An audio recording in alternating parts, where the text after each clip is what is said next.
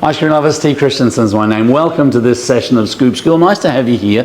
Look, if you're new to the Scoop School channel, welcome. It's nice to have you here.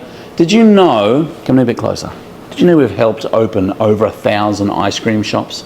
Absolutely we have. We've worked with tens of thousands of people. We're happy to help you own, grow, develop, fine-tune your own ice cream or frozen dessert business. That's not what we're talking about here today though. We're talking about two-step cleaning, or making sure that your ice cream machine is clean, squeaky clean. The North American Ice Cream Association has ice cream competitions every single year. Ice cream makers from all around the country send off their samples to be judged by Cornell. There's tasting at the show, a lot of things happen.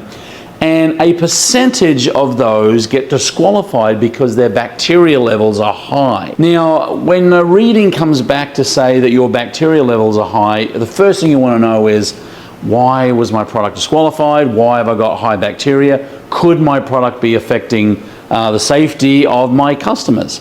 And there's a lot of different elements to that. And again, that's why we're giving this, or doing this video series this week on Safe Ice Cream. SafeIceCream.org is down below. Anyway, I wanted to talk to you about cleaning your barrel post-production.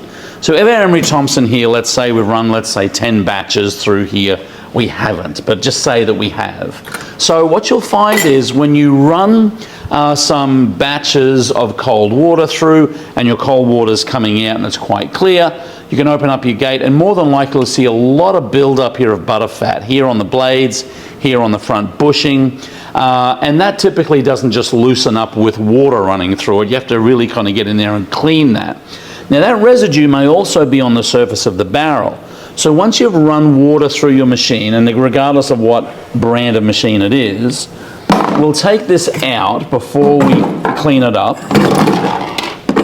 And then we're left with our barrel. The drive shaft's still in there. We'll take that out in a minute.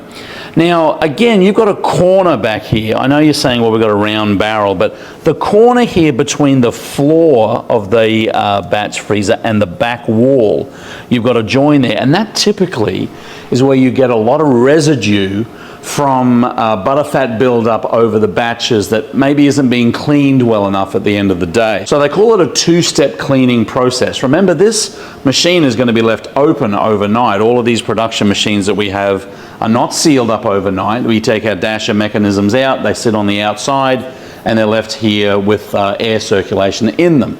So you don't have to do a full sanitation at the end of the day's run. But these are some things that I recommend you do. So first thing we're going to do is take a diluted Dawn spray.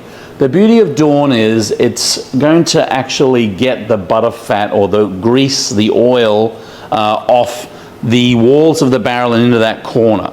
So a couple of quick dashes in here of our Dawn, and then you're going to take a barrel brush and then basically just along the side walls here, soap it up a little bit. You want to make sure that that soapiness and the detergent is activating right in the corner of the barrel back there. Again, spend a lot of time on that corner because that's where we're getting a little bit more of our residue butter fat build up there. You can use either a microfiber towel, you can use a paper towel, and just do your best to kind of get all of that out. Remember, this is the end of the day, so we're not producing now straight after this.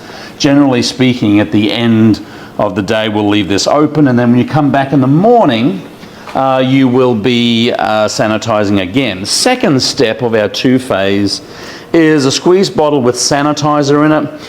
Typically, this is the leftover of the sanitizer that we already sanitized the machine with. And again, we're going to sprinkle some of that in, spray some of that in there. Again, we're not going to brush that in. I'm just going to wipe that down and just make sure that it kind of comes in contact with the surfaces. Again, giving a lot of attention to that back corner of the barrel. And I'm going to leave this barrel open overnight. So I know some people that will again just kind of do another couple of quick sprays in there and kind of leave that the way that it is. This isn't bleach water, by the way. You never want to put bleach in your machine. This is Sterashine product, something that's safe in stainless steel.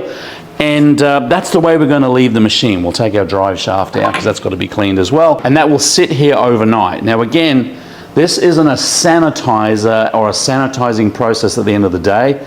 This is basically the last process of what we do before we basically walk away from the machine to make sure that we don't have any butterfat residue there.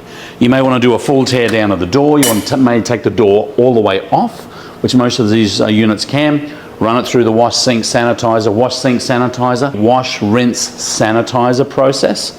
And just make sure that everything is washed well. If there's butterfat residue being left on some of these dasher blades at the end of the day, hopefully you'll know that there's probably butterfat residue being left in the surface of the barrel, in that crevice right at the back of the machine.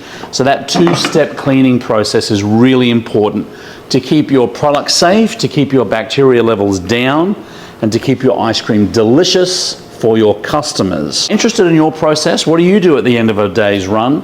Leave a comment down below. If you have a question about sanitizing your machine, cleaning your machine, running your machine, we're here for you. Leave those down. Madeline reads all of those comments and she'll call through on the hotline to the headmaster's office. Hello, we got some good comments. Time to get into the studio. Okay, I'm on my way. And put the phone down. Leave a comment down below. We'd love to be able to talk to you about it. While you're tinkering around down there, again, Safe Ice Cream is down below there. Click on that. A lot of great resources for ice cream makers. That's all we have for this one. Keep on scooping, folks. See you in the next one.